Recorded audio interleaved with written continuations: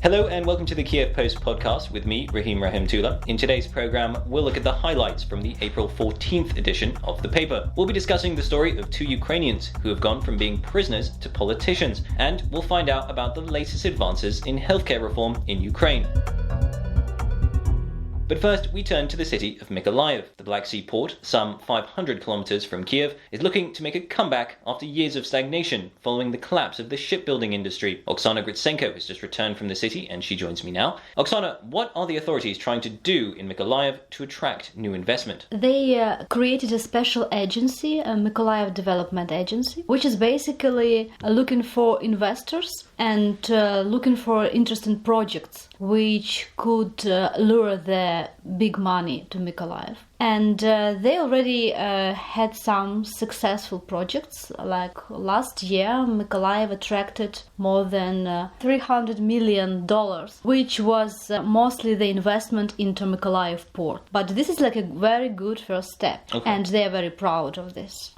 And is that the main area that they're trying to capitalize on? Yes, right. But what the mayor also told me, they want to find investment not only in the port area, because this area is already attractive, but not many people could be hired there for the new jobs. Mykolaiv has a problem with people who left without good jobs, despite the fact that these people are often very highly educated.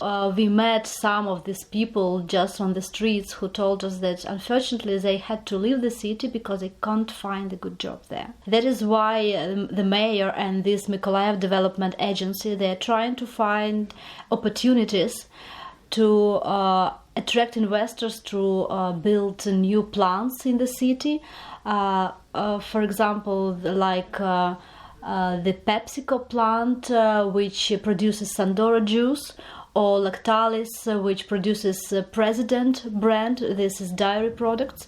And these kind of factories, they are able to employ more people. And what about the problems that we see in Ukraine generally, the reasons why investors haven't come here or are not coming here? My understanding that Mykolaiv has the similar problems that other Ukrainian cities. The businesses are afraid to invest in the city because they may have the unexpected searches of the prosecution.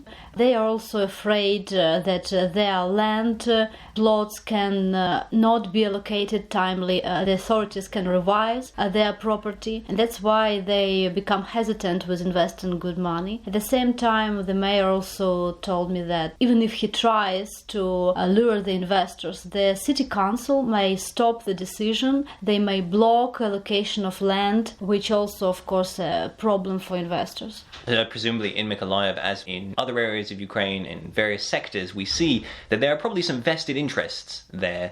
Is that the case then? Absolutely. It's very true. And of course, these vested interests have the political representatives who sit in the city council, and they block the decision which are not profitable for their bosses, for their representatives. That's what mayor also told me. Basically, Mykolaiv is interested with the fact that they have a new mayor who represents the pro-Western forces. This is the Samopomich representative, Sankevich. And he said he has lots of problems in dealing with the old city elites, which are represented by opposition bloc, the party formed by former allies of Viktor Yanukovych, former Ukrainian president, who were like the main political force in the city for years. That's why it's hard to make a difference quickly. At the same time, the locals, the residents who voted for Sankevich, many of them are disappointed with the lack of quick changes, which is obviously not easy to achieve in a short period of time. Oksana Gritsenko there on Mykolaiv and the city's attempts at regeneration.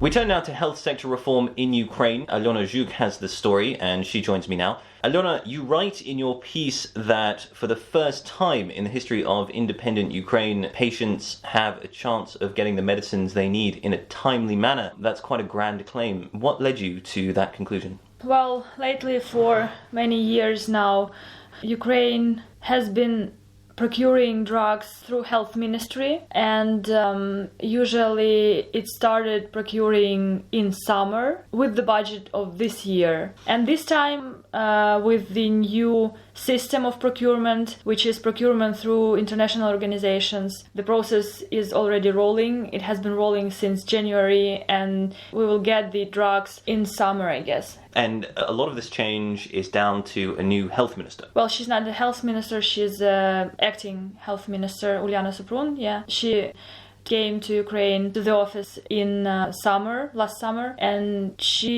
is pushing really hard to reform the system and to clean it up from corruption and from old schemes that caused these problems in healthcare. So tell us a little bit more about these schemes. Who is resisting the change, and why are they doing that?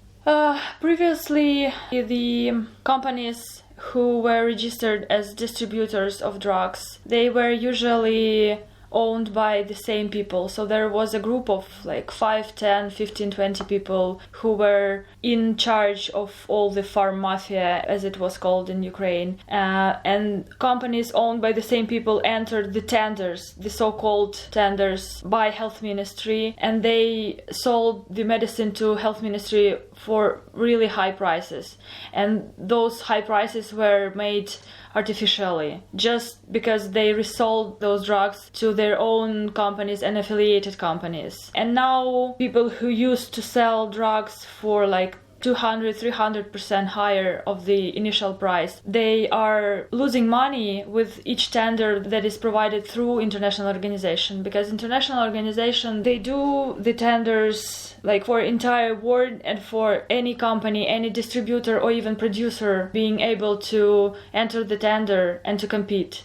So the companies now see that if they don't lower the price, they won't sell anything to Ukraine. So even Ukrainian companies who were selling one drug for $200 2 years ago, now they're selling the same drug $50 per item. The biggest difference was 30 times. So the price has gone down 30 times. So that sounds all very positive. Going forward, how is this going to play out? I mean, is the work done now? The new system of procurement is set up. The savings will continue and ultimately be passed on to the patients? Or is there still hurdles in terms of, say, delivery to hospitals when the hospitals actually hand the medicines out? Well, I didn't touch that part of the issue in my story, but I can say that now the progress is obvious, and all the patients' organizations are saying that Ukraine is really saving lots of money. This means that Ukraine is buying more and can afford more drugs for people, so more people will actually get their medicine and they will be getting those on time. But there is still a thing that international organizations are saying that they won't be doing this for Ukraine forever. This is just the transition time, and Ukraine needs to set up now the state body that would do procurements for the entire country, so that we can do orders not just for 5 items but for 5,000 items of one drug, so the price goes even lower and we can work with different drug producers all over the world, so we will get it fast and cheap. And Uliana Suprun is saying that the commission on creating this body has already started working, and the body will be launched by 2019. So in 2 years we will have, hopefully, such a body. That was Alyona Zhuk on healthcare reform in Ukraine. We turn now to a story of 2 political activists who served time under the previous government of President Viktor Yanukovych, but since coming out of prison they have joined their city council and are now moving forward with reforms. Olena Goncharova was in the city of Sumy to report on this story, but she has returned now and she joins me. Olena, tell us about these activists. To go from being in prison under the former regime to now being reformers in post-Maidan Ukraine is quite a journey. How has it all come about? It was quite an interesting journey for Volodymyr Nikonenko and Igor Hanenko, 2 students from northeastern city of Sumy, when back in 2011 they drew graffiti depicting then President Viktor Yanukovych with a gunshot wound to his head and they got arrested and spent almost a year and 20 months in prison. And after that, they decided that they want to change the system and the situation in their native town. And they decided to run in elections. And now one of them is a lawmaker for city council and another one is a lawmaker for regional council. Presumably now what they're trying to do is to bring about changes from the Maidan revolution,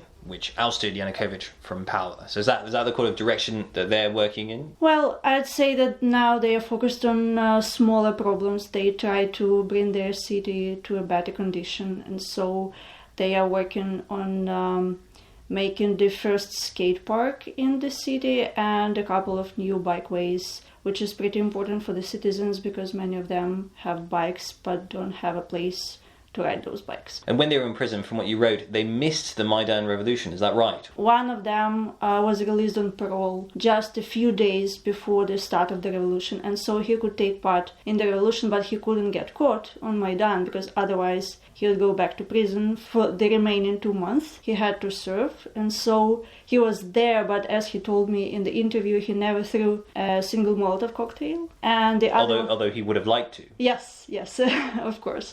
And another one was released days after the end of the revolution when Yanukovych already fled. And then when they came out of prison, the revolution had ended, and so they saw as their mission, was that the right way to put it, or as their calling, like they should now go into politics and they should try to make changes, not through revolution, but through democracy, through politics? Yes, I would say they understood that it's their calling and they are young enough to change something. And they wanted to start it because they said there always have been too many old politicians, like old regime guys, in their local council. And so they wanted to bring this change, to bring like fresh blood, if I have to put it that way. Mm-hmm. Olena Goncharova on modern-day political activism in the Ukraine. And on that note, that's where we'll have to leave it for this week. Many thanks for listening. If you want to read any of the stories we've been discussing in this edition of the podcast, you can visit our website, kyivpost.com. Until next week, goodbye.